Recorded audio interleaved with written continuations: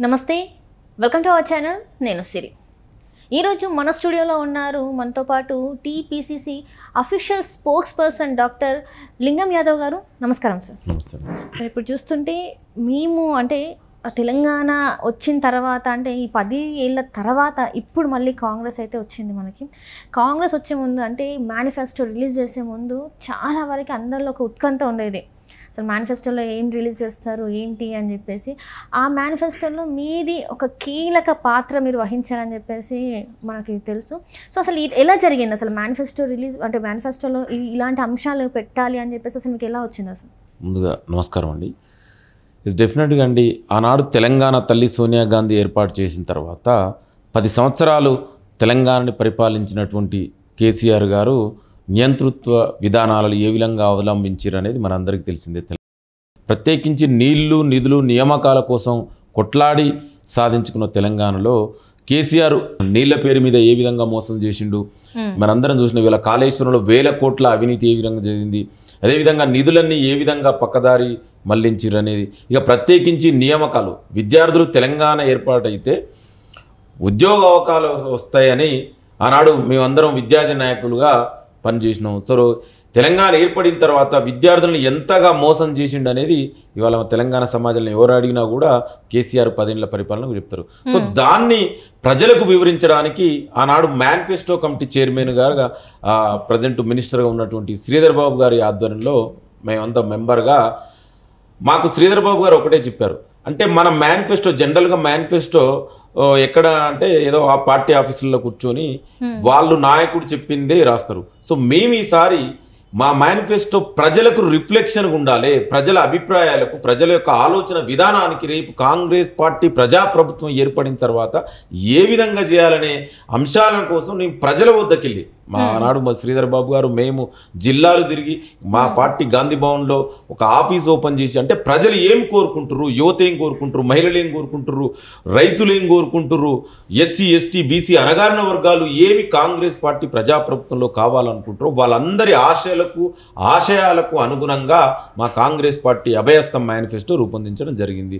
So మేము ఆనాడే చెప్పినాం, డెఫినెట్ కూడా మా మేనిఫెస్టో అనేది ఎలక్షన్లో కీ రోల్ ప్లే చేస్తుందని. ఇవాళ చూసిరు తెలంగాణ అసెంబ్లీ ఎలక్షన్లో మేనిఫెస్టో అనేది ఏ విధంగా పనిచేసింది అనేది. అంటే ఎందుకు అంటే మేము ప్రజల ఆలోచన విధానానికి మేము మేనిఫెస్టో రూపొందించడం జరిగింది. సో దానికి అనుగుణ ఇవాళ ప్రజాప్రభుత్వం ముఖ్యమంత్రి రేవంత్ రెడ్డి గారి ఆధ్వర్యంలో ఏర్పడిన తర్వాత మేము 6 గ్యారంటీల్లో 5 గ్యారంటీలు అమలు చేశాము. ఇవాళ మీరు చూసిరు, ఇవాళ మహిళలకు ఉచిత బస్ ప్రయాణం, ఇవాళ ఎంత మహిళల కళ్ళల్లో ఆనందం కనబడుతుందండి. ఇవాళ వాళ్ళకు పర్ మంత్ ఒక చిన్న పనులు చేసుకునే మహిళలకు ఒక ఆర్థిక స్వయం సమృద్ధి, ఒక ఆర్థిక స్వావలంబన, ఒక మహిళ తనకు తానుగా నిలబడడానికి, ఇవాళ మహిళలు పొదుపు చేసుకోవడానికి ఇవాళ ఆ విధంగా ఉపయోగపడుతుంది. ఇవాళ చూస్తున్నాం, అదే దాని మీద కూడా కొంతమంది అవాకులు చివాకులు పెడుతున్నారు. అదేవిధంగా ఇవాళ గతంలో మనం చూసినాం, వంటింట్లో వండుకోవాలంటే గ్యాస్ ధర ఏ విధంగా బగ్గుమని మండే సమయాల్లో ఇవాళ మేము 500 రూపాయలకి గ్యాస్ ఇవ్వడం జరుగుతుంది. అదేవిధంగా రాజీవ్ ఆరోగ్యశ్రీ 10 లక్షలు, ఇవాళ పేదవాడు ఏదైనా వైద్యానికి వెళ్ళాలంటే కార్పొరేట్ హాస్పిటల్లో ఏ విధంగా జరుగుతుందో. సో అందుకే గతంలో 5 లక్షలు అన్నారు కానీ అవి కూడా ఇవ్వకపోయేది. ఇవాళ 10 లక్షల వరకు ఉచిత వైద్య విధి, అంటే ఎవరైనా కూడా ఏ కార్పొరేట్ హాస్పిటల్కి అయినా కూడా వెళ్ళొచ్చు. సో ఆ విధంగా అదేవిధంగా ఇందిరమ్మ ఇండ్లు, ఇవాళ రైతు భరోసా మేము చూసినాం. గతంలో కేసీఆర్ రైతు భరోసా ఎవరికి ఇచ్చిండండి, రైతు బంధు పేరు మీద దుబారా చేసిండు. ఇవాళ చూసిరు మీరంతా కూడా చెట్లకు పుట్లకు చివరకు నేషనల్ హైవేలకు, రియల్ ఎస్టేట్ బ్రోకర్లకు, రియల్ ఎస్టేట్ కంపెనీలకు, మల్లారెడ్డి లాంటి 1000 ఎకరాలకు కూడా వచ్చింది. సో మేము ఈ ప్రజాప్రభుత్వం ఒక స్ట్రీమ్ లైన్ చేస్తున్నాం. అందుకే రైతు బంధు అర్హులైన నిజమైన రైతులకి న్యాయం జరగాలనే ఉద్దేశంతో ఇవాళ ప్రజాప్రభుత్వం ముఖ్యమంత్రి రేవంత్ రెడ్డి గారి ఆధ్వర్యంలో ఇవాళ ఈ ప్రజాప్రభుత్వం ముందుకెళ్తుంది. మీరు చూసిరు మొన్ననే ఇవాళ రుణమాఫీ దేశంలో కనీవెరుగని రీతిలో ఒకేసారి 31,000 కోట్ల రూపాయలు ఇవాళ రుణమాఫీ చేసినటువంటి చరిత్ర కూడా ఇవాళ కాంగ్రెస్ ప్రజాప్రభుత్వానికి దక్కుతుంది. అంటే మేము ఆనాడు మేనిఫెస్టోలో ఏదైతే పెట్టినో ఇవాళ ఒక్కొక్కటిగా అమలు చేస్తున్నాం. అంటే కాంగ్రెస్ పార్టీ ఏదైనా మాట ఇస్తే డెఫినెట్ కూడా అమలు చేసి తీరుతుందనే నమ్మకం, ఇవాళ విశ్వాసం ఇవాళ తెలంగాణ సబ్బండ వర్గాల్లో ఇవాళ మనం చాలా స్పష్టంగా. అట్లనే మనం చూసుకున్నట్టయితే ఇప్పుడైతే మరి జాబ్ క్యాలెండర్ కూడా మీరు రిలీజ్ చేయడం జరిగింది మన అసెంబ్లీలో అయితే. సో మరి ఈ జాబ్ల గురించి, ఎందుకంటే నేను కూడా ఎలక్షన్స్ టైంలో ఉస్మానియాలో మస్తు తిరిగిన. అప్పుడు తిరిగిన టైంలో అందరూ కూడా ఒకటే చెప్పిండ్రు, ఏంటంటే మేము కేసీఆర్ని నమ్మి మేము 2 సార్లు గెలిపించుకున్నాం, ఉద్యోగాలనే చెప్పిండ్రు, నీళ్ళు నియామకాలనే కదా, ఈ నియామకాలు ఎక్కడ జరిగినాయి అని చెప్పేసి వాళ్ళు ఒకటే క్వశ్చన్ వేసిండ్రు. మరి ఈరోజు కాంగ్రెస్ని తెచ్చుకుంది కూడా అందుకే, వాళ్ళు విద్యార్థులు చెప్పింది అయితే అదే, ఉద్యోగాలు మాకు లేవు, కనీసం కాంగ్రెస్ వస్తే మేము అప్పుడు కాంగ్రెస్ని నమ్మలేదు, ఇప్పుడు మేము కాంగ్రెస్ని నమ్మి మేము ఓటేయాలనుకుంటున్నాం అని చెప్పి వాళ్ళు మస్తు మంది చెప్పిండ్రు. ఇప్పుడు మీరు ఉద్యోగ అంటే క్యాలెండర్ అయితే రిలీజ్ చేసిండ్రు, ఏ విధంగా ఉండబోతుంది మరి ఇది? డెఫినెట్ నేను అదే చెప్తున్నాండి. గతంలో 10 ఏళ్లుగా తెలంగాణ యువత నిరుద్యోగులందరూ కూడా ఎంతో వెయిట్ చేసిరు కేసీఆర్ 10 ఏళ్ల పాలనలో ఉద్యోగాలు వస్తాయని, కానీ ఎక్కడ కూడా ఉద్యోగాలు రాలేదు. మనందరికీ తెలుసు ఒక TSPSలే 16 పేపర్ లీకేజ్లు, అంటే గత పాలన మొత్తం కేసీఆర్ పాలన అంతా కూడా లీకేజీలు ప్యాకేజీ లెక్క జరిగింది. ఏ విధంగా పేపర్లు అమ్ముకుర్రో బయట మనందరికీ తెలిసింది.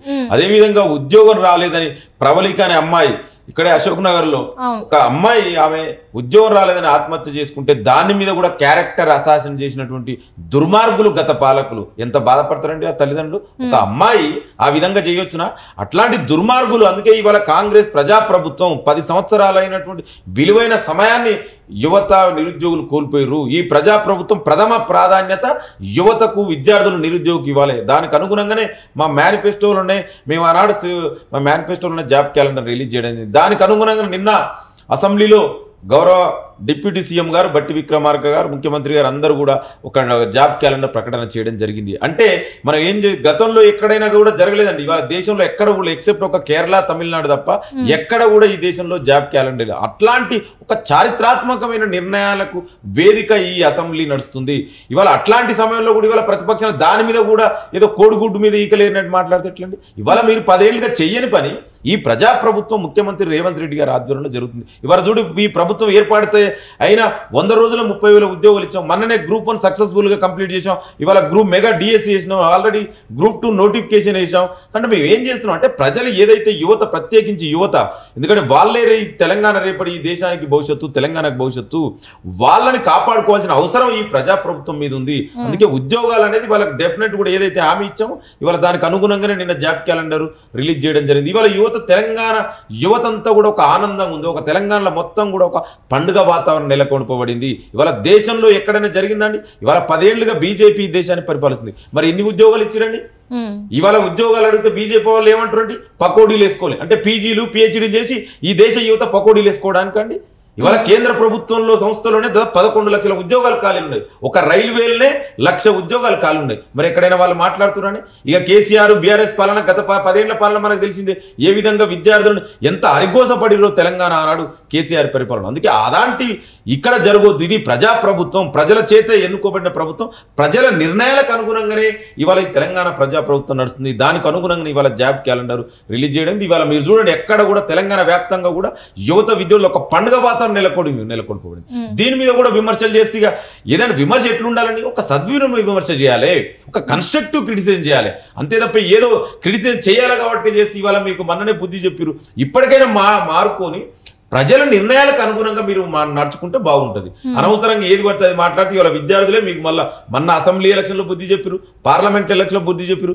ఇప్పుడు కూడా మారకుంటే రేపు ఎక్కడ ఏ ఎలక్షన్లో కూడా కనీసం మీకు డిపాజిట్ వచ్చే పరిస్థితి కూడా ఉండదు. ఇప్పటికైనా అట్లనే చూసుకున్నట్టయితే ఇప్పుడు మళ్ళీ ఈ రుణమాఫీ, ఏదైతే రైతుల రుణమాఫీ గురించి, దాని గురించి అయితే మస్తు పెద్ద చర్చనే జరిగింది. ఎన్నికల ముందు జరిగింది, ఎన్నికల తర్వాత జరిగింది, మొన్నటి వరకు కూడా జరిగింది. ఇప్పుడు మరి అసెంబ్లీ సమావేశాలు అయిన తర్వాత మనం చూసినాం మొత్తం ఆల్మోస్ట్ హరీష్ రావు గారు అయితే నేనైతే రాజీనామా చేస్తా అన్నారు. మరి దాని మీద మీరు ఎట్లా మాట్లాడుతున్నారు? నేను అదే చెప్తున్నాండి. ఇవాళ 10 ఏళ్ళుగా కేసీఆర్ పరిపాలనలో ఇవాళ ఆనాడు రైతులకు బేడీ లేచింది. ఖమ్మం రైతులు మర్చిపోయారండి?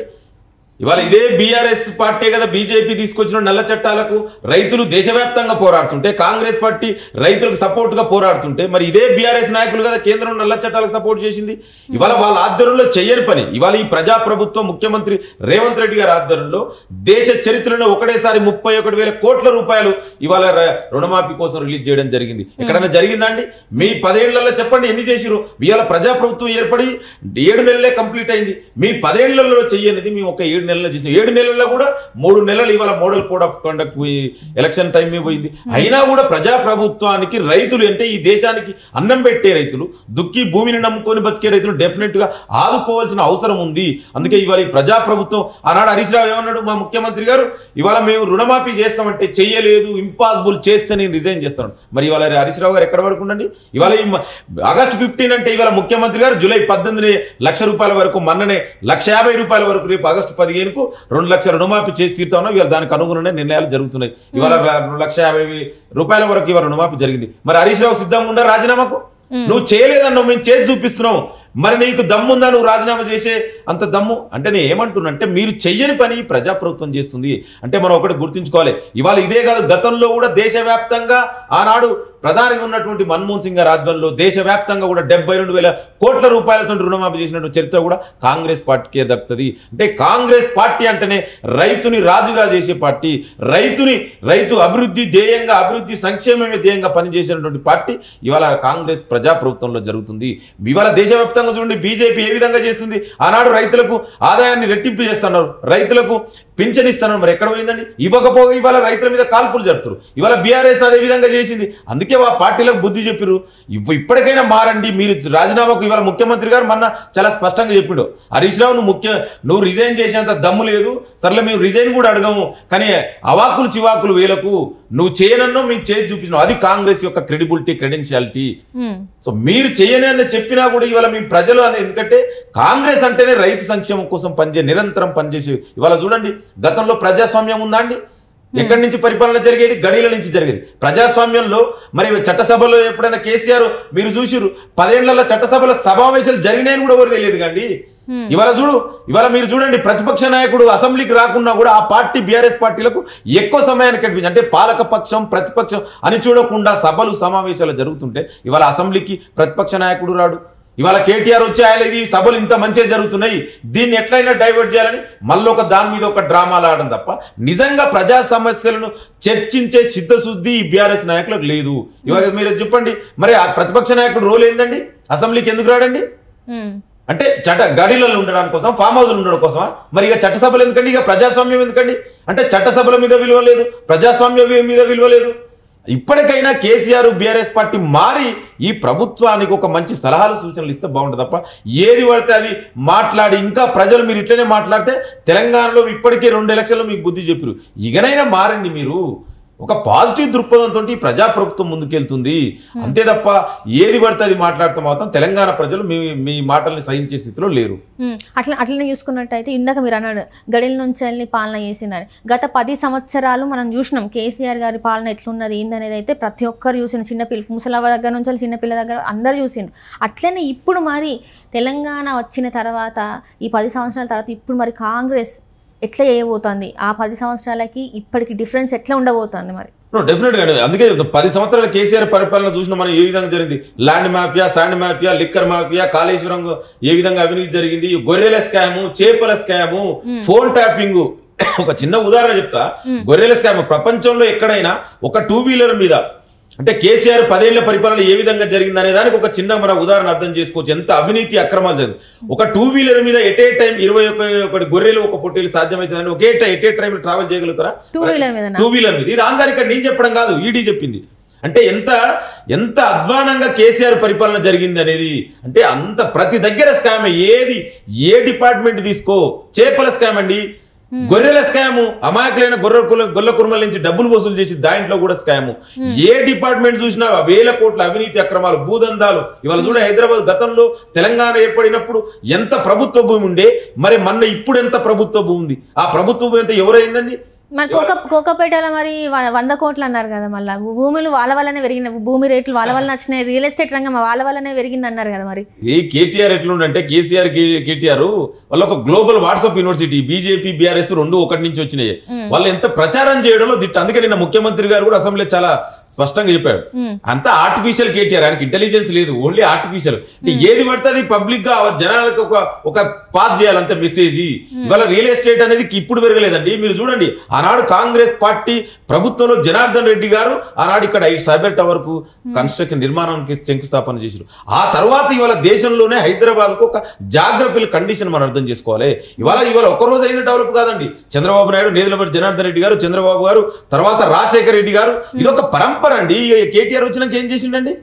ఈ కేటీఆర్ రాకముందుకే కదా ఐటీ హైదరాబాద్ లో డెవలప్ అయింది. కేటీఆర్ వచ్చిన తర్వాత హైదరాబాద్ లో ఐటీ లేదనుకున్నది. అంతకు ముందు మీరు చూడండి సైబర్ టవర్ ఎప్పుడు ఏర్పడిందండి? ఇప్పుడు టీసీఎస్ ఎప్పుడు వచ్చిందండి? విప్రో ఎప్పుడు వచ్చిందండి హైదరాబాద్ కు? ఇవాళ ఆయన ఎంతసేపు ఆయన పబ్లిసిటీ చేసుకోవడం తప్ప, ఏదో గ్లోబల్ ప్రచారం చేసుకోవడం తప్ప నిజంగా హైదరాబాద్ కు కేటీఆర్ చేసింది 0. అందుకే నిన్న ముఖ్యమంత్రి చెప్పిన ఆయన అంతా ఆర్టిఫిషియల్ పర్సన్. ఆయనకి ఏమి హైదరాబాద్ డెవలప్ లో కేటీఆర్ బీఆర్ఎస్ పాత్ర లేదు. ఇవాళ హైదరాబాద్ శంషాబాద్ ఇంటర్నేషనల్ ఎయిర్పోర్ట్ ఎవరి ఆధ్వర్యంలో వచ్చిందండి? Hyderabad outer ring road construct చేసింది ఎవరండి? కాంగ్రెస్ ప్రభుత్వం కదా. అవి కదా ఇది హైదరాబాద్కి ఇవాళ నలుదిశలా ఇవాళ ఈ హైదరాబాద్ అభివృద్ధి జరగడానికి కారణం. ఇవేమి నువ్వు చేయకుండా ఒక కన్స్ట్రక్టివ్ డెవలప్ చేయకుండా ఏం లేకుండా వేగ్గా ప్రచారాలు చేసుకోవడం మాత్రం కేటీఆర్ కేసీఆర్ దిట్ట.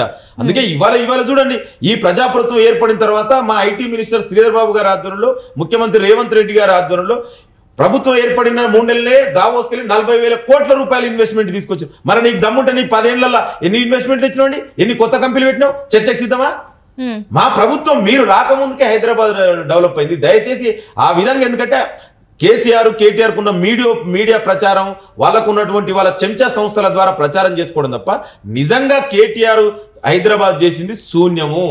దయచేసి మీరు మళ్ళొకసారి కూడా గమనించాలి. ఇవాళ ప్రజలు అందుకే గమనించే తీర్పిచ్చారు కదా. రైట్. అట్లనే చూస్తే మరి దళిత బంధు గురించి ఏం మాట్లాడతారు? అంటే దళిత బంధు అనేది నిజంగానే అందరికీ వచ్చిందంటారా, లేదంటారా, లేకపోతే దళిత బంధు అని చెప్పేసి కాళ్ళకే కుమ్ములాటలు పెట్టిండంటారా? మరి కేసీఆర్ కు దళితుల మీద ప్రేమ గాని చిత్తశుద్ధి గాని లేదండి.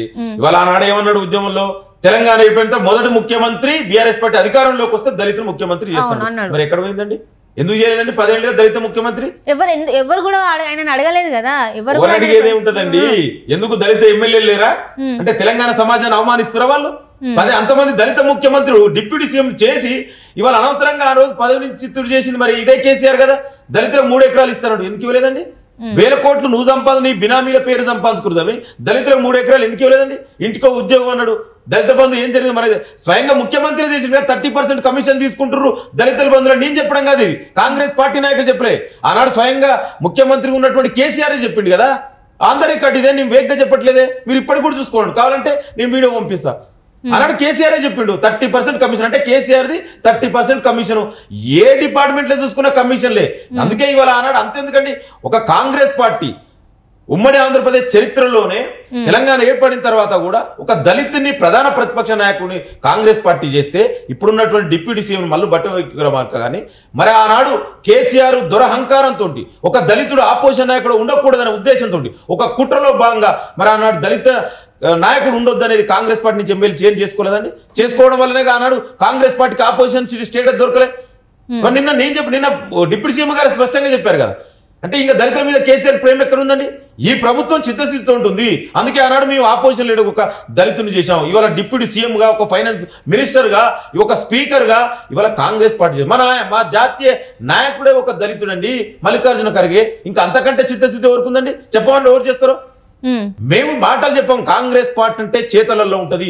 ఒక మాట చెప్పినామంటే ఆనాడు తెలంగాణ అయినా కూడా ఇవాళ రైతు రుణమాఫీ అయినా, రైతు భరోసా అయినా, ఇవాళ జాబ్ క్యాలెండర్ అయినా, అంటే కాంగ్రెస్ పార్టీ మాట ఇస్తే డెఫినెట్ కూడా చేసి తీరుతనే నమ్మకం, విశ్వాసం ఇవాళ తెలంగాణలో సబ్బండ వర్గాల్లో ఉంది. అట్లనే ఇప్పుడు చూసుకున్నట్టయితే గవర్నమెంట్ స్కూళ్ళు, ఇక గవర్నమెంట్ స్కూళ్ళలోనైతే అస్సలు వసతి సౌకర్యాలు అంటే ఏదైతే ఉంటాయో మినిమం ఉండేటివి కూడా లేవు అని చెప్పేసి మరి మేము గత సర్కార్లో చాలామంది విద్యార్థులు అయితే ఇబ్బంది పడ్డ. వర్షాకాలం వస్తే స్కూళ్ళు మొత్తం ఎట్లా అంటే నిండిపోయి, మొత్తం వర్షం నీళ్ళతో నిండిపోయి మొత్తం ఇక్కడే, నేను ఎక్కడ ఊళ్ళలో చెప్తలేను, ఇక్కడే మన సిటీ అవుట్స్కర్ట్స్లో చూసుకున్నట్టయితే మొత్తం నిండిపోయి ఉన్నాయి. మరి ఇప్పుడు మరి మీ గవర్నమెంట్లో ఎట్లా ఉండబోతుంది? ఇప్పుడు ఎట్లా మనం చూసుకున్నట్టయితే వర్షాకాలమే, మరి అట్లనే మునిగిపోయి అవి అట్లనే అయిపోతాయా? మరి మీరేమన్నా చేంజెస్ ఏమైనా చెప్తాను? డెఫినెట్గా అండి, అదే కదా ఇవాళ తెలంగాణ ప్రజాప్రభుత్వం ప్రథమ ప్రయారిటీ విద్యార్థులు, యువత, నిరుద్యోగుల కోసం. స్పెషల్లీ ఇవాళ విద్యా వ్యవస్థ అండి. కేసీఆర్ 10 ఏళ్ల పాలనలో విద్యా వ్యవస్థ అంతా కూడా నిర్వీర్యమైంది. ఇవాళ చూడు దాదాపు 20,000 నుంచి 30,000 పాఠశాలలు కేసీఆర్ 10 ఏళ్లలో బంద్ చేసిండు. ఇవాళ ఎస్సీ, ఎస్టీ, బీసీ విద్యార్థులు ఇవాళ ఆనాడు ప్రైవేట్ స్కూల్లో పోలేకుంటుంటే గవర్నమెంట్ స్కూళ్ళని బంద్ చేయడం వల్ల ఇవాళ చాలా మంది పేద విద్యార్థులు ఆ కేసీఆర్ 10 ఏళ్లలో విద్యకు దూరం అయ్యారు. డెఫినెట్ కూడా ఈ ప్రజా ప్రభుత్వం ఇవాళ ఎక్కడైతే ఎస్సీ, ఎస్టీ, బీసీలు అనగారిన వర్గాలు చదువుకునేటువంటి గవర్నమెంట్ స్కూళ్ళని స్ట్రెంథన్ చేయవలసిన ఆవశ్యకత, అవసరం ఉంది. ఇవాళ ముఖ్యమంత్రి గారు ఇవాళ విద్యా వ్యవస్థ మీద ప్రత్యేక శ్రద్ధ చూపిస్తున్నారు. అందుకే డెఫినెట్ కూడా మళ్ళీ ఎక్కడైతే ఇవాళ కొత్తగా, అందుకే మండలానికి ఆనాడు మేనిఫెస్టోలో చెప్పాం, మండలానికి ఒక ఇంటర్నేషనల్ స్కూల్ ఏర్పాటు చేస్తాం. అందరికి కూడా ఎవరైనా కూడా కులమత భేదాలు లేకుండా అందరూ కూడా సమాన విద్యా అవకాశాలు కల్పించవలసిన అవసరం ఉంది. కేసీఆర్ 10 ఏళ్లలో విద్యా వ్యవస్థను నాశనం చేసిండు. ఇవాళ తెలంగాణలో 20 సంవత్సరాలు ఇవాళ విద్యా వ్యవస్థ వెనకపోయింది. ఇవాళ మీరు చూడండి, 10 ఏళ్లలో ఒక డిఎస్సీ వేసిండా అండి? టీచర్ రిక్రూట్మెంట్ జరిగిందా? ఒక జైల్ నోటిఫికేషన్ వేసిందా? ఒక డిఎల్ నోటిఫికేషన్ వేసిందా? యూనివర్సిటీ నోటిఫికేషన్ వేసిందా? చేసిండా? చూడండి ఆనాడు ఉద్యమంలో యూనివర్సిటీ ఏ విధంగా పోరాడితే ఇవాళ యూనివర్సిటీకి వెళ్దాం, ఉస్మానియా, కాకతీయ, మహాత్మా గాంధీ, పాలమూరు, ఎక్కడ కూడా కనీసం రిక్రూట్మెంట్ లేదు. విద్యా వ్యవస్థ అంతా కూడా భ్రష్టు పట్టిండి 10 ఏళ్లలో. దాన్ని బాగు చేయవలసిన అవసరం ఎంత ఉంది. అందుకే ఇవాళ ముఖ్యమంత్రి గారు విద్యా వ్యవస్థ మీద చాలా ప్రత్యేకమైన శ్రద్ధ పెడుతుండు. విద్యా వ్యవస్థని డెఫినెట్ కూడా స్ట్రెంథన్ చేయవలసిన అవసరం ఉంది తెలంగాణలో. ఆ విధంగా ఇవాళ ముఖ్యమంత్రి గారు ఇవాళ మంత్రులందరూ కూడా నిరంతరం తెలంగాణ అభివృద్ధి సంక్షేమం కోసమే 18 గంటలు పైగా ఇవాళ పనిచేస్తున్నారు. అట్లనే చూస్తే ఇప్పుడు విద్యార్థుల గురించి వచ్చింది కాబట్టి ముచ్చట ఏంటంటే, గతంలో చూసుకుంటే మస్తు మంది విద్యార్థులు మన అక్కడ భాషల దగ్గర చూసుకుంటే ఆత్మహత్యలు చేసుకున్నారు. అది ఎందుకు చేసుకున్నారు ఏందన్నది అప్పుడైతే ఆరా తీయకుండా ఆయన కేటీఆర్ గారు వెళ్ళి తర్వాత వాళ్ళు చనిపోయిన తర్వాత అక్కడ విద్యార్థులతోనే ఆయన డిన్నర్ లంచ్ చేసిండు. అది ఎంతవరకు కరెక్ట్ అంటారు మీరు చెప్పండి. ఎందుకంటే విద్యార్థులు వాళ్ళ ప్రాణాలు కోల్పోతే వర్షంలో ఉండి వాళ్ళు నిరాహార దీక్షలు చేస్తున్నా కూడా పట్టించుకొని కేటీఆర్ గారు, మరి అప్పుడున్న ఎడ్యుకేషన్ మినిస్టర్ కూడా ఏం మాట్లాడలే. సో మరి ఇప్పుడైనా ఇట్లాంటివి ఈ ఆత్మహత్యలు విద్యార్థుల ఆత్మహత్యలు అనేది తగ్గుతాయని మీరు మాట ఇవ్వగలుగుతారా? మరి డెఫినెట్ గా అండి, ఇది ప్రజాప్రభుత్వం. ఇవాళ డిఫరెన్స్ స్పష్టంగా కనబడుతుంది. గతంలో కేసీఆర్ కనీసం ఎవరినన్నా పిలిచి మాట్లాడేదండి, మంత్రులకి అపాయింట్మెంట్ దొరకలే, ఇంకెక్కడదండి. వాళ్ళ సొంత పార్టీ ఎమ్మెల్యేలే సీఎం గతంలో ఉన్నటువంటి కేసీఆర్ కలుసుకునే అవకాశం లేకుండే. వాళ్ళంతా ఒక నియంతృత్వ ధోరణి, ఒక అహంకార ధోరణితో ఒక గడియల నుంచి ఫామ్ హౌస్ నుంచి పరిపాలన జరిగింది. ఇవాళ పరిపాలన అంతా కూడా సెక్రటరీ నుంచి జరుగుతుంది. ప్రజాస్వామ్యబద్ధంగా స్వేచ్ఛాయుత వాతావరణంలో ఇవాళ పరిపాలన జరుగుతుంది. ఎవరైనా ఏ ప్రాబ్లం ఉన్నా కూడా ఇవాళ ముఖ్యమంత్రి మంత్రులు ఎనీ టైం వెళ్ళి కలవచ్చు. సెక్రటరియట్ ఎప్పుడు కూడా అందుబాటులో ఉంది. ఇవాళ మంత్రులు ఇళ్లలోకి వెళ్ళి కలవచ్చు. ఎక్కడైనా కూడా ఈ ప్రభుత్వం వినడానికి సిద్ధంగా ఉంది. గతంలో ఏనాడైనా ఒక్క రివ్యూ 10 ఏళ్లలో మీరు చూడండి, విద్యా వ్యవస్థ గురించి కానీ, రైతుల గురించి కానీ, నిరుద్యోగం గురించి కానీ, మహిళల గురించి కానీ ఏనాడైనా కేసీఆర్ ఒక్క 10 ఏళ్లలో ఒక్క రివ్యూ చేసిండాన్ని?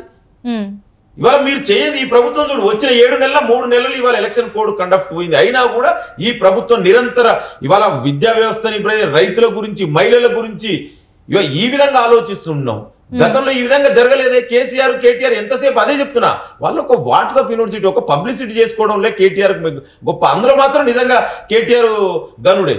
చేయని చేసినట్టు, హైదరాబాద్ నేనే డెవలప్ చేసినట్టు, ఇంకా అసలు కేటీఆర్ లేకుంటే అసలు హైదరాబాద్ లేదన్నట్టు. అంటే అంత వేగంగా ప్రచారాలు చేస్తే ఎవరు నమ్ముతారండి? ఇవాళ ప్రజలందరూ గమనిస్తున్నారు ఎవరేంది, హైదరాబాద్ ఇప్పుడు డెవలప్ అయింది.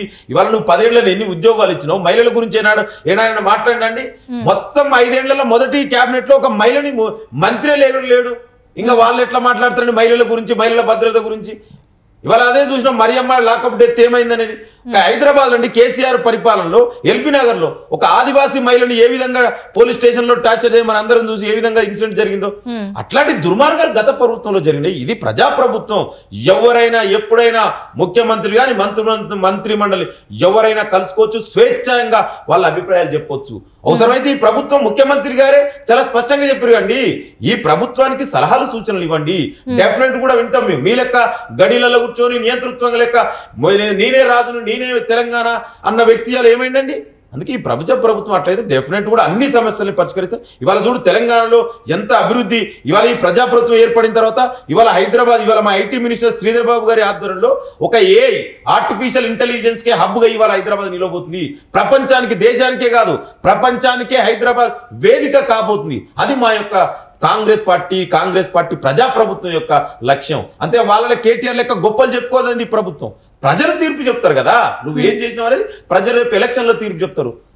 అందుకే ఇప్పటికైనా వాళ్ళు మాట్లాడుకొని ఏదో కోడిగుడ్డు మీద ఈకలేయడం మానేసి ఒక బాధ్యతాయుతమైన ప్రతిపక్ష నాయకుడు మేల్కుంటే ప్రజలు ఆ గౌరవిస్తారు. లేకుంటే ఇంకా తెలంగాణలో మిమ్మల్ని ఇప్పటికే ఏ విధంగా బుద్ధి చెప్పారు గత ఇదే విధంగా ఇంకా కూడా మారకుంటే కనీసం తెలంగాణలో బీఆర్ఎస్ కనుమరుగయ్యే పరిస్థితి ఏర్పడుతుంది. అట్లా చూసుకుంటే మరి ధరణి పోర్టల్ వల్ల ఎంతమంది మరి రియల్ ఎస్టేట్ రంగంలో ఉన్న వాళ్ళు మరి వాళ్ళకి మంచి జరిగిందా, లేకపోతే నిజంగానే భూములు ఉన్న వాళ్ళకి వాళ్ళు మంచి జరిగింది, ఎవరికి మంచి జరిగింది అంటారు ఈ ధరణి పోర్టల్ వల్ల? అది చాలా ఇంపార్టెంట్ అండి. అసలు తెలంగాణ చరిత్రలోనే దేశంలోనే ప్రభుత్వ భూములు ఎక్కువ ఉన్న రాష్ట్రాల్లో తెలంగాణ మొదటిది. ఎందుకంటే ఇక్కడ తెలంగాణలో ప్రభుత్వ భూమి ఎక్కువగా ఉంటుంది. ఈ కేసీఆర్ 10 ఏళ్ల పాలనలో ప్రభుత్వ భూమి లేకుండా కనబడేది. ఇవాళ మీరు చూడు, గతంలో హైదరాబాద్ రంగారెడ్డి సరౌండింగ్స్ మొత్తం కూడా ప్రభుత్వ భూములు. ఇవాళ ఎక్కడైనా ప్రభుత్వం కనబడుతుందండి? మొత్తం తన అనుచరులు, తన బినామీ వర్గాలు, బంధువర్గాలు, కబ్జలు, భూ హత్యలు, అదే చెప్పిన ల్యాండ్ మాఫియా, ఏది కనబడుతుంది? ఎక్కడ కనబడితే అక్కడ కబ్జా చేయడం బీఆర్ఎస్ నాయకులు. ఇవాళ అందుకే చూడండి ఎక్కడ కూడా ప్రభుత్వ భూమి లేదు. ధరణి అనేది అదంతా ఒక లోపభూయిష్టం. కేసీఆర్ ప్రభుత్వ భూమిని కాజేసుకోవడం కోసం ఏర్పాటు చేసిన ఒక కుట్ర పేరే ధరణి అని అందమైన పేరు పెట్టి ప్రభుత్వ భూములన్నీ కూడా కేసీఆర్ బినామీ వర్గాలు ప్రాణం చేసుకుర్రు. ఇవాళ ఈ ప్రజాప్రభుత్వం డెఫినెట్ కూడా అందుకే మా మేనిఫెస్టోలో పెట్టినాం. డెఫినెట్ కూడా కేసీఆర్ చేసిన ప్రతి అవినీతి కూడా చట్ట ప్రకారం న్యాయ ప్రకారం ప్రజల ముందు పెడతాం. డెఫినెట్ కూడా చట్ట ప్రకారం శిక్షిస్తాం. ఇవాళ డెఫినెట్ కూడా తొందరలోనే వాళ్ళ అవినీతి వల్ల ఒక్కొక్కటిగా బయటకు వస్తుంది. ఆనాడు మేము కాళేశ్వరంలో అవినీతి జరిగిందన్నాం, కేసీఆర్ బీజేపీ ఏమన్నారండి అవినీతే లేదన్నారు. ఇవాళ అవినీతి బయటకు మేము చెప్పడం కాదు కదా, స్వయంగా ఈడీఏ చెప్పింది అక్కడ అవినీతి జరిగిందని, 1,00,000 కోట్ల రూపాయల అవినీతి జరిగిందని. ఇవాళ లిక్కర్ స్కామ్ జరిగిందని చెప్పినాం, ఆనాడు జరగలేదన్నాడు. ఇవాళ కవిత ఎక్కడ ఉందండి? లిక్కర్ స్కామ్లో అరెస్ట్ జైలు అయింది. ఇవాళ తొందర కూడా ఫోన్ ట్యాప్లో కూడా తొందరలో కేటీఆర్ జైలు పోవడం ఖాయం. ఇది ఒక్క అవినీతి కాదు. తెలంగాణ 10 ఏళ్లలో సహజ వనరులు అన్నిటిని కూడా నాశనం చేసిర్రు, వ్యవస్థలన్నింటినీ కూడా ధ్వంసం చేసిర్రు, రాజ్యాంగ వ్యవస్థలన్నింటినీ భ్రష్టు పట్టించిర్రు. ఇవాళ తెలంగాణ పునర్నిర్మాణం చేయవలసిన అవసరం ఉంది. అందుకే ఇవాళ ముఖ్యమంత్రి రేవంత్ రెడ్డి గారి ఆధ్వర్యంలో ఈ ప్రజాప్రభుత్వం తెలంగాణని రీకన్స్ట్రక్ట్ చేస్తుంది. దానికోసం ఇవాళ మీరు వ్యవస్థలన్నింటినీ విధ్వంసం చేసిర్రు, ఇవాళ వ్యవస్థలన్నిటి కూడా నిలబెడుతున్నాం ఈ ప్రజాప్రభుత్వం ఆధ్వర్యంలో. అని ఇప్పటి వరకు చూసుకున్నట్టయితే ఇక్కడ ఈ 10 సంవత్సరాలు అవినీతి అక్రమాలు జరిగినాయి అంటారు కదా, మరి ఇప్పటి వరకు మరి చర్యలు ఇంకా తీసుకోలేదు కదా, ఎందుకు తీసుకోవాలంటారు మరి? అలాంటిదే లేదు. నేను అదే చెప్పినండి, కాంగ్రెస్ పార్టీ ఎప్పుడు కూడా ఎవరి మీద వ్యక్తిగత ద్వేషాలు కక్షలు పెట్టుకో, ఏదైనా చట్ట ప్రకారం న్యాయ ప్రకారం చేస్తాం. ఇవాళ చేస్తున్నాం కదా, ఇవాళ ఈడీ ఆల్రెడీ నోటీస్ ఇస్తుంది. ఇవాళ మననే విద్యుత్ స్కామ్స్ కుంభకోణంలో జరిగింది, దాని మీద కూడా కమిషన్ వేసినాం, తొందరలో వస్తుంది. ఇవాళ బీజేపీ బీఆర్ఎస్ లెక్క గతంలో కేసీఆర్ ఏం చేసిండండి? నీ మాట వినకుంటే ప్రతిపక్ష నాయకుడిని చూడకుండా వాళ్ళ ఆనాడు రేవంత్ రెడ్డి గారిని కాంగ్రెస్ పార్టీ ఎన్ని ఇబ్బందులు పెట్టినండి. మిడ్ నైట్ తలుపులు బలగొట్టి ఇళ్లకు పంపించిన పోలీసు. ఈ ప్రజాప్రభుత్వం ఎవరి మీద కూడా వ్యక్తిగతంగా ద్వేషం కక్షలు పెంచుకోదండి, ఏదైనా కూడా చట్ట ప్రకారమే చేస్తుంది. ఇవాళ కేంద్రంలో బీజేపీ కూడా అదే చేసింది. మాట వినకపోతే ఈడీలు సిబిఐలు ఐటీ రైడ్లు చేస్తుంది. కానీ కాంగ్రెస్ ప్రజాప్రభుత్వం ఆ విధంగా చేయలేదు. ఎందుకంటే కాంగ్రెస్ పార్టీ భారత రాజ్యాంగాన్ని నమ్మే పార్టీ, భారత ప్రజాస్వామ్యం పరిపాలన జరగాలనుకునే పార్టీ. కాబట్టి ఏదైనా కూడా చట్ట ప్రకారమే చేస్తుంది తప్ప వ్యక్తిగతంగా ఎవ్వరి మీద కూడా కాంగ్రెస్ పార్టీకి ద్వేషం ఉండదండి. రైట్. ఇప్పుడు చూసుకున్నట్టయితే మనకి డబల్ బెడ్రూమ్ ఇల్లు, కేసీఆర్ డబల్ బెడ్రూమ్ ఇల్లులు అని చెప్పేసి మనకి చాలా వరకు అవి ఎవరైతే అర్హులో వాళ్ళకి రాలే అని చెప్పేసి వాళ్ళైతే చాలాసార్లు మొరబెట్టుకున్నారు, మీడియాల ముందుకు కూడా వచ్చిండ్రు. మరి ఈ డబల్ బెడ్రూమ్ ఇల్లులు ఇప్పుడు మరి మీరన్నా వాళ్ళకి శాంక్షన్ చేసే అవకాశం ఉందంటారా లేదంటారా? మరి డెఫినెట్గా అండి. ఆనాడు కేసీఆర్ ఏమన్నాడండి, ఇండ్లు లేవు, అల్లుడు వస్తే ఏడబడుకుంటాడు, మేక పిల్లని ఏడగట్టేస్తారు, కుక్క పిల్లని ఏడగట్టేస్తారు అన్నాడు. మరి 10 ఏళ్లలో ఎన్ని డబుల్ బెడ్రూమ్ ఇచ్చిండండి? అందుకే ముఖ్యమంత్రి రేవంత్ రెడ్డి అంతకుముందు గతంలో పిసిసి అధ్యక్షుడు చాలా సార్లు ఛాలెంజ్ చేశారు. ఇందిరం ఇల్లు ఉన్న కాడ మేము ఓట్లు అడుగుతాం, డబుల్ బెడ్రూమ్ ఉన్న కాడ మీరు ఓట్లు అడగండి. ఎక్కడ కట్టిరండి డబుల్ బెడ్? అంతా మోసం, పిట్టగూడు లెక్క 2 కట్టి కాన్స్టిట్యున్సీకి ఒక ఇల్లు ఇవ్వలేదండి. ఇంకా వాళ్ళు ఏం చేస్తారు? ఈ ప్రజాప్రభుత్వం డెఫినెట్ కూడా పేదలని ఆదుకోవాల్సిన అవసరం ఉంది. డెఫినెట్ కూడా ఇండ్లు లేని నిరుపేదలకు ఇందిరం ఇండ్లు ఇస్తాం. ఆల్రెడీ అది కూడా ప్రోగ్రామ్ కూడా స్టార్ట్ అయింది. మోడల్ కోడ్ ఆఫ్ కండక్ట్ వల్ల కొంత డీల్ అయింది. డెఫినెట్ కూడా ఇప్పుడు ఈ ప్రభుత్వం స్పీడప్ చేసి తొందరలోనే ఆల్రెడీ కాన్స్టిట్యున్సీకి ఎన్ని ఇవ్వాలో కూడా ఇవాళ ముఖ్యమంత్రి గారు ఆల్రెడీ డిసైడెడ్. ఆల్రెడీ ఆ ప్రోగ్రామ్ అది కూడా తొందరలోనే కంప్లీట్ అవుతుంది. అంటే ఇక్కడ నేను ఎందుకు ఈ డబల్ బెడ్రూమ్ ఇల్లు అంటున్నా అంటే, మనం గజ్వెల్ దగ్గర చూసుకున్నట్టయితే చాలా మంది ఇల్లు లేక అంటే వాళ్ళ పొలాలు తీసేసుకొని దాదాపు అక్కడ ప్రాజెక్ట్ కోసం అని ఆ ఊళ్ళు 13 గ్రామాలే కొట్టుకుపోయిన పరిస్థితి, లేపేసిండ్రు దానికోసం. అక్కడ చాలామంది వాళ్ళు ఇల్లు లేక చనిపోయిన పరిస్థితి. మరి ఇప్పుడైనా వాళ్ళకి న్యాయం జరుగుతుందా? డెఫినెట్ గా అండి. ఒకటే కాదు, కేసీఆర్ 10 ఏళ్ల పరిపాలనలో ఎక్కడ చూసినా దుర్మార్గాలే. ఇవాళ ఒక భూ నిర్వాసితులు అక్కడే కాదు ఎక్కడైనా జరిగింది. అందుకే ఇది ప్రజాప్రభుత్వం. డెఫినెట్ కూడా ప్రతి పౌరుణ్ణి, తెలంగాణ ప్రతి వ్యక్తి బిడ్డని ఆదుకోవాల్సిన అవసరం, బాధ్యత ఈ ప్రజాప్రభుత్వం ఉంది. డెఫినెట్ కూడా అందరికీ న్యాయం చేస్తండి. ఇది ప్రజాప్రభుత్వం. ఎవరైనా ఒకవేళ నిజంగా మీకు సమస్యలు ఉంటే, ఎవరైతే న్యాయం జరగలేదనుకో డెఫినెట్ కూడా వచ్చి ముఖ్యమంత్రిని కలుసుకోవచ్చు, మంత్రులను కలుసుకోవచ్చు, వాళ్ళ అభిప్రాయం చెప్పొచ్చు. డెఫినెట్ కూడా వినడానికి సిద్ధంగా ఉంది కదా మా ప్రభుత్వం. ఏదైనా అలాంటి గతంలో లెక్క జరగదు. గతంలో మోనార్క్ నిర్ణయాలు, ఫామ్ హౌస్ నుంచి ఆయన ఫామ్ హౌస్ లో పడుకొని నిర్ణయాలు జరిగేది, ఒక్కడే నిర్ణయాలు తీసుకునేది, మంత్రిమండలితో సలహాలు పాటించపోయేది. ఇవాళ ఈ ప్రజాప్రభుత్వం అట్లా కాదు. ఏదైనా కూడా మంత్రిమండలి, ముఖ్యమంత్రి అందరూ కలిసి నిర్ణయాలు తీసుకుంటారు. ఎవరైతే ఇప్పుడు నిర్వాసితులు అన్నారో, ఎవరైతే నిరుపేదలు ఉన్నారో, ఎవరైతే ఇల్లు లేని వ్యక్తులు వాళ్ళందరూ కూడా తొందరలోనే అందరికి కూడా ఇందిరమ్మ ఇల్లు వస్తాయి. అందులో ఎలాంటి డౌట్ కూడా అవసరం లేదు. మరి ఇప్పుడు వైద్యం కోసం ఎట్లా మాట్లాడతారు? మరి ఇప్పుడు వైద్యంగా ఇప్పుడు చాలా మంది అనారోగ్య పరిస్థితులు. ఇప్పుడు ఇంకొకటి ఏంటంటే, కరోనా వచ్చిన తర్వాతనైతే మస్తు మంది అనారోగ్య పాలు ఎట్లయితున్నా మనం చూస్తాను. మరి వాళ్ళ పరిస్థితి వాళ్ళకి ఎట్లాంటివి ఉండబోతున్నాయి మరి ఈ గవర్నమెంట్లో? డెఫినెట్ గా అండి కేసీఆర్ 10 ఏళ్ల పాలనలో వైద్య వ్యవస్థ అంతా కూడా నిర్వహణ చేసిండు. ఇవాళ చూసిన వరంగల్లో ఒక చిన్న పిల్లల్ని ఎలకలు కొరక తిన్న పరిస్థితి కూడా మనం చూసినాం ఎంజీ హాస్పిటల్లో. అదే విధంగా ఇవాళ ఉస్మాన్ ఎట్లా తయారైందో మనకు తెలుసు. ఈ ప్రజాప్రభుత్వం అందుకే కదా డెఫినెట్ కూడా ఇవాళ ఒకవైపు మేము రాజీవ్ ఆరోగ్యశ్రీ 10 లక్షల వరకు పెంచి అట్ ద సేమ్ టైం ఇవాళ ప్రభుత్వ ఆసుపత్రులను కూడా స్ట్రెంథన్ చేయవలసిన అవసరం ఉంది. సో దానికి అనుగుణంగా డెఫినెట్ కూడా ఇవాళ ప్రభుత్వ హాస్పిటల్ అన్నింటిని కూడా స్ట్రెంథన్ చేస్తాం. ఇవాళ ఈ తెలంగాణ వైద్య వ్యవస్థను కూడా మెరుగైన స్థితిలో తీసుకురావడానికి ఇవాళ ప్రజాప్రభుత్వం సిద్ధంగా ఉంది. దానికోసం ఇవాళ ముఖ్యమంత్రి మంత్రులు అందరూ కూడా నిర్ణయాలు జరుగుతున్నాయి, రెగ్యులర్ గా రివ్యూలు జరుగుతున్నాయి. గతంలో ఏనాడైనా ఏ శాఖ మీదైనా కేసీఆర్ రివ్యూ చేసిండని చెప్పండి. ఒక్క శాఖ మీద రివ్యూ 10 ఏళ్ల కేసీఆర్ రివ్యూ చేసిన ఛాలెంజ్ ఏమని? ఇవాళ మీరు చేయండి, ఈ ప్రజాప్రభుత్వం చేసింది ఒక్కొక్కటిగా డెఫినెట్ కూడా కాంగ్రెస్ పార్టీ ఏదైతే హామీ ఇచ్చిందో మేనిఫెస్టోలో అన్ని కూడా తూచా తప్పకుండా అమలు చేసి తీరుతాం. అందులో ఎలాంటి డౌట్ ఎవ్వరికి కూడా అవసరం లేదు. Right sir. అంటే మొత్తానికైతే ఈ 10 ఏళ్ల పాలన ఒక లెక్క ఉంటే మీ నుంచి ఈ పాలన వేరే లెక్క ఉంటుందని చెప్పి మీరు అయితే ప్రజలకు చెప్తారు, అంతేనా? డెఫినెట్ గానే అదే అంటున్నా. కాంగ్రెస్ పార్టీ అంటే ఒక ప్రజాస్వామ్యబద్ధంగా ఒక స్వేచ్ఛాయుత వాతావరణం గతంలో నిరసన తెలియజేసుకునే ప్లేస్ కూడా ధర్నా చౌక్ కూడా ఎత్తేసిండు. ఇవాళ ఈ ప్రజాప్రభుత్వంలో స్వేచ్ఛ ఉంది. ఇంకా మనిషికి అంతకంటే ఏందండి? ఇవాళ స్వేచ్ఛగా నిర్ణయాలు జరుగుతుంది. మీరు చూడు గతంలో మీడియా మీద కూడా ఆంక్షలు పెట్టిండు. మాట్లాడితే జర్నలిస్టులను కూడా అరెస్ట్ చేసి జైలు పంపించే చరిత్ర గత పాలకులది. ఇవాళ నిజాన్ని నిర్భయంగా చెప్పుకోవచ్చు. ఇది ప్రజాస్వామ్యబద్ధంగా డాక్టర్ బాబాసాహెబ్ అంబేద్కర్ రాసిన భారత రాజ్యాంగం ప్రకారం ఇవాళ తెలంగాణలో ప్రజాప్రభుత్వం నడుస్తుంది. డెఫినెట్ కూడా ఇవాళ ఈ ప్రజాప్రభుత్వంలో కరప్షన్ కు తావు లేకుండా కేసీఆర్ చేసిన 10 ఏళ్ల అవినీతి అన్నిటి కూడా ఒక్కొక్కటిగా జనాల ముందు ఉంచుతాం. చట్ట ప్రకారం న్యాయ ప్రకారం వాళ్ళకు కేటీఆర్ ఎవరున్నా ఎంత పెద్ద వ్యక్తులు ఉన్నా కూడా డెఫినెట్ కూడా అరెస్ట్ చేసి చట్ట ప్రకారం శిక్షిస్తాం. At the same time Telangana రాష్ట్రాన్ని ఇవాళ దేశంలోనే ఒక అత్యున్నత రాష్ట్రంగా, ఒక నెంబర్ 1 రాష్ట్రంగా మిగతా రాష్ట్రాలకు ఆదర్శంగా తీర్చిదిద్దడం కోసం ఇవాళ రేయింబావులు ముఖ్యమంత్రి మంత్రిమండలి నిరంతరం క్షమిస్తారు. ఇవాళ మీరు చూడండి జాబ్ క్యాలెండర్ దేశంలో ఎక్కడ ఉందండి? ఇవాళ ఒక చారిత్రాత్మక నిర్ణయం తీసుకున్నారు. రుణమాఫీ అనేది ఒక చారిత్రాత్మక నిర్ణయం, మహిళలకు ఉచిత బస్సు అనేది ఒక చారిత్రాత్మక నిర్ణయం, ఇవాళ గ్యాస్ అనేది అంటే ఇట్లాంటి మంచి నిర్ణయాలు తీసుకొని ఇవాళ ప్రజాప్రభుత్వం ఇవాళ ఒక దేశంలోనే ఒక నెంబర్ 1 స్థానంగా రేపు భవిష్యత్తులో నిలబడబోతుంది.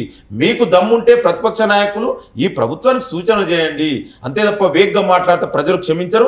డెఫినెట్ కూడా తెలంగాణ రాబోయే రోజులలో దేశానికి ఒక దిక్సూచిగా నిలబడబోతుంది. Right sir, right. Thank you so much sir. మరి మీరు మా స్టూడియోకి వచ్చి ఇలాంటి అంటే ఏం జరిగింది, ఈ 10 సంవత్సరాలు ఏం జరిగింది, ఎట్లా ఉండబోతుంది అని ఇప్పుడు మీ నుంచి ఎలా ఉండబోతుందని ప్రజలకి తెలియజేసినందుకు మీకు ధన్యవాదాలు సార్.